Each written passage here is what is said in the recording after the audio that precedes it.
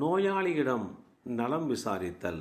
அன்னை ஆயிஷா பிராட்டியார் ரலியல்லாஹு அன்ஹா அவர்கள் கூறினார்கள், அல்லாஹுடைய தூதர் ஸல்லல்லாஹு அலைஹி வஸல்லம் அவர்கள் ஒரு நோயாளியிடம் உடல்நல விசாரிக்க சென்றால் அல்லது நோயாளி ஒருவர் நபி ஸல்லல்லாஹு அலைஹி வஸல்லம் அவர்களிடம் கொண்டு வரப்பட்டால் அவர்கள், மனிதர்களை படைத்து பராமரிப்பவனே, நோயை நீக்கி அறவே நோயில்லாதவாறு குணமளிப்பாயாக.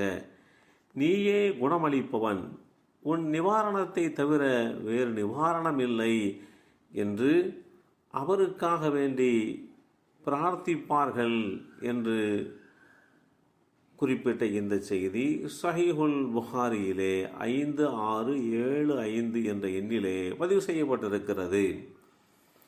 ஒருவர் நோயுற்றால் இயல்பிலேயே அவருடைய மனதில் கவலையும்